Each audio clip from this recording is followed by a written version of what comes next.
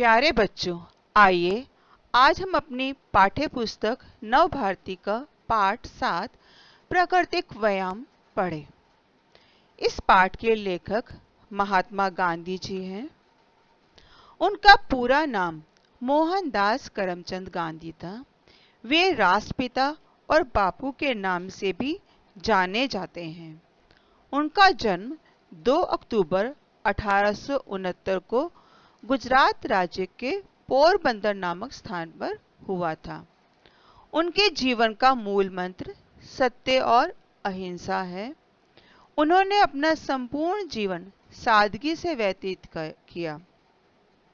देश को आजाद करवाने के लिए उन्होंने असहयोग आंदोलन, भारत छोड़ो आंदोलन जैसे कई आंदोलन चलाए। उनका नाम राजनीति के आकाश में स्वर्ण अक्षरों में लिखा गया है। राजनीति के अतिरिक्त लेखन कार्य में भी उनका महत्वपूर्ण योगदान है। उनकी आत्मकथा सत्य के प्रयोग शीर्षक के अंतर्गत उपलब्ध है। उन्होंने कई पत्र पत्रिकाओं का संपादन किया, जैसे हरिजन, यंग इंडिया, इंडियन ओपिनियन। उनका देहावसान 30 जनवरी 1948 को हुआ। आइए इस पाठ के शब्दार्थ देखें। मानसिक, दिमाग संबंधी, शारीरिक, शरीर संबंधी, मार्ग, रास्ता, सर्वोत्तम, सबसे अच्छा, किलोल, मौज, क्रीड़ा, श्रम, मेहनत, प्रवीण, कुशल, शोभा, सुंदरता, एकांकी, एक पक्षीय, निर्बुद्धि, मूर्ख, शिथिल, कमजोर, बेजान, वृतांत, घटना वर्णन, निरुपयोगी, जिसका कोई उपयोग ना हो, निरोग, बीमारी से मुक्त, भूगर्भ, जमीन का भीतरी भाग। आइए पाठ का सार जानें। मनुष्य को जितनी जरूरत हवा, पानी और अन्न की होती है, उतनी ही व्यायाम की भी होती है। यह तो सच है कि मनुष्य बिना कसरत के वर्षों तक जीवित रह सकता है, परंतु कसरत के बिना मनुष्य निरोग नहीं रह सकता। अर्थात अगर वह कसरत नहीं करता है तो वह बीमार रहता है, अस्वस्थ रहता है। भोजन पानी के साथ वो जीवित तो रह रहा है, लेकिन अगर वो व्यायाम नहीं कर रहा है तो बिना व्यायाम के कारण वो स्वस्थ नहीं रह सकता। कसरत का अर्थ केवल हॉकी, टेनिस, फुटबॉल, क्रिकेट और घूमना काफी नहीं है। कसरत का अर्थ है शारीरिक और मानसिक कार्य, अर्थात ऐसे कार्य किए जाएं जिससे शरीर और मन दोनों का व्यायाम हो। जैसे भोजन शरीर के लिए ही नहीं, मन के लिए भी आवश्यक है, वैसे ही कसरत शरीर के लिए ही नहीं, मन के लिए भी अच्छी है। भोजन करने से जैसे शरीर को लाभ मिलता है और साथ ही साथ मन को तृप्ति मिलती है, उसी प्रकार कसरत करने से शरीर बलिष्ठ तो बनता ही है, साथ ही मन प्रफुल्लित होता है। कोई चाहे कितना ही बड़ा पहलवान क्यों ना हो जाए, लेकिन अगर उसका मन गवारों जैसा है तो हम कहेंगे कि वह स्वस्थ नहीं, वह रोगी ही है, उसे हम निरोगी नहीं कह सकते। अंग्रेजी में एक कहावत है, निरोगी वही मनुष्य है जिसके निरोग शरीर में निरोग मन का वास है। यानी शरीर भी स्वस्थ होना चाहिए और मन भी स्वस्थ होना चाहिए। जिसका मन और शरीर दोनों स्वस्थ हैं, वही वास्तव में निरोगी माना जाता है। प्रकृति ने हमारे लिए बहुत सुंदर प्रबंध किए हैं ताकि हम स्वस्थ रह सकें। उनमें से सबसे महत्वपूर्ण है किसानों का कार्य। लेखक का मत है कि सबसे महत्वपूर्ण कार्य किसानों का है, क्योंकि किसान और उसके परिवार के सभी सदस्य दिन भर कड़ी मेहनत करते हैं। 8 से 10 घंटे तक वे शारीरिक श्रम करते हैं। बहुत सारे किसान ऐसे हैं कि इतना श्रम करने के बाद भी उन्हें बस खाने पहनने भर का ही मिलता है, लेकिन फिर भी हम कह सकते हैं कि किसान को मन के लिए अलग से कोई कसरत नहीं करनी पड़ती। उसे मिट्टी की पहचान होती है, ऋतु परिवर्तन का वो ज्ञानी होता है, चतुराई से खेतों को जोतना, बीजों को बोना, चंद्रमा, सूर्य, तारों की गति को जानना, ये सब उसे मालूम होता है। अगर कोई शहर का भारी बुद्धिमान किसान उन किसान के यहाँ जाकर रहे तो वहां जाकर वह निर्बुद्धि सिद्ध होगा, अर्थात वह मूर्ख सिद्ध होगा। शहर का बड़ा सा बड़ा ज्ञानी बुद्धिमान भी किसान के सामने मूर्ख सिद्ध हो जाता है, क्योंकि जो बातें किसान को मालूम होती हैं वह शहरी व्यक्ति को नहीं मालूम होती। किसान को मालूम होता है कि कौन सा बीज कब बोना है। वह पक्षियों की आवाज, उनकी गति, उनके शब्दों से बहुत सारी बातों को पहचान जाता है। केवल इतना ही नहीं, किसान को अपने काम की आवश्यकता के अनुसार भूगोल, पूरी धरती के बारे में, खगोल यानी नक्षत्रों के बारे में, और भूगर्भ यानी धरती के जमीन के बीच के हिस्से के बारे में भी उसे बहुत सारी बातें मालूम होती हैं। उसे अपने बाल बच्चों का पालन पोषण करना होता है। इस प्रकार हम कह सकते हैं कि उसे मानव धर्मशास्त्र का भी ज्ञान होता है। और पृथ्वी का एक विशाल भाग ऐसा है जो कृषि पर निर्भर है, और ऐसे में जो किसान रहने वाले हैं वे ईश्वर की सत्ता को सहज समझ पाते हैं। किंतु सब लोग तो किसान बन नहीं सकते, ना ही वो किसान जैसा काम कर सकते हैं। अतः लेखक का मत है कि मनुष्यों को किसानों की जिंदगी से सीखना चाहिए। उन्हें अपना जीवन कुछ इस तरह बनाना चाहिए जिससे कि उन्हें 8-10 घंटे शारीरिक और मानसिक श्रम करना पड़े। अगर हम व्यापारी को देखें, व्यापारी मानसिक श्रम अवश्य करते हैं, लेकिन अब वह किसानों के समान श्रम करने वाले नहीं होते।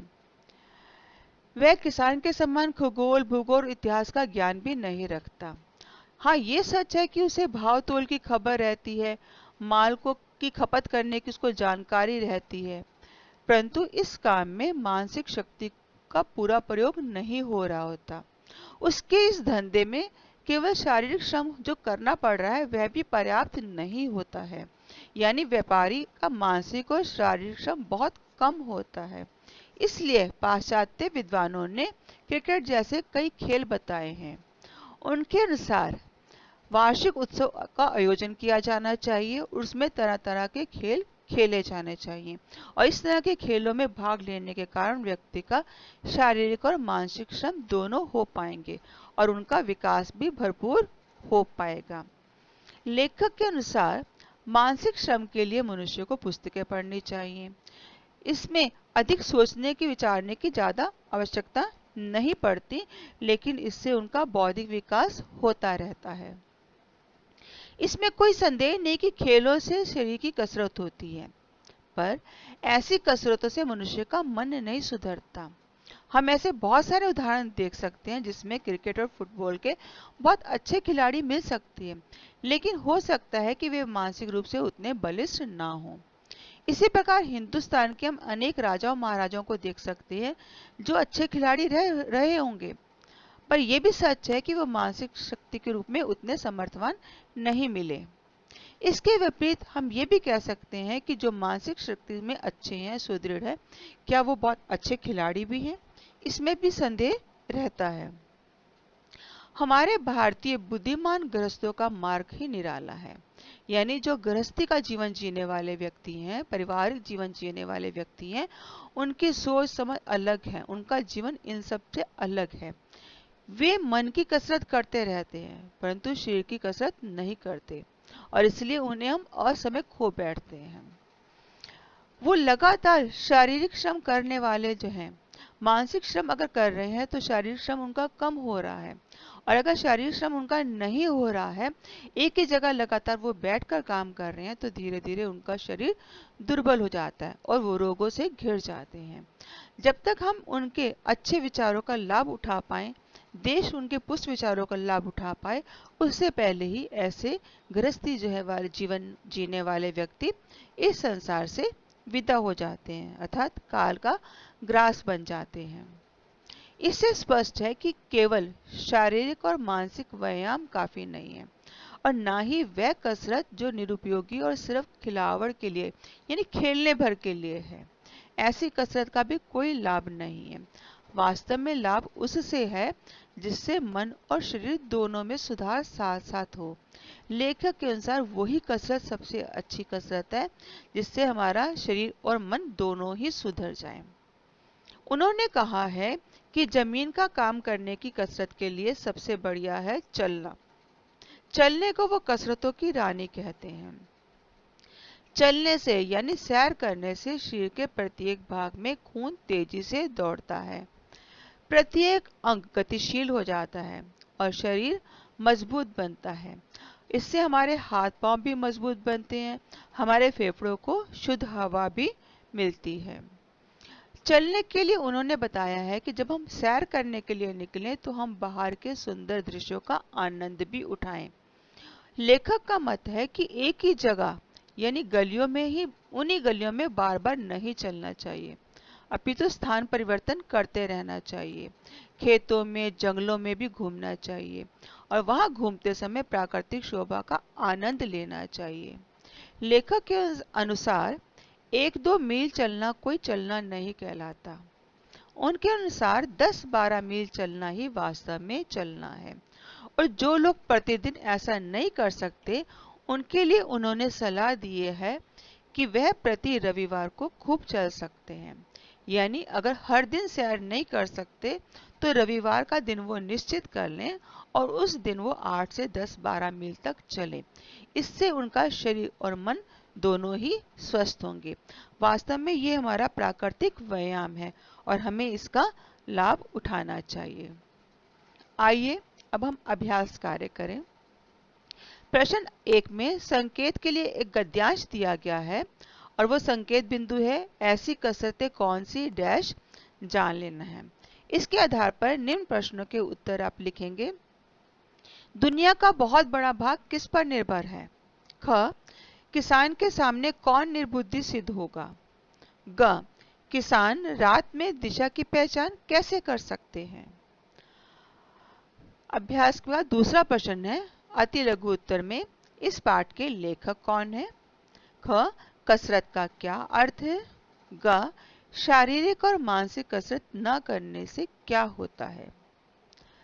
प्रश्न 3 में लघु उत्तर में क में आता है मनुष्य को स्वस्थ रहने के लिए किन किन चीजों की आवश्यकता होती है?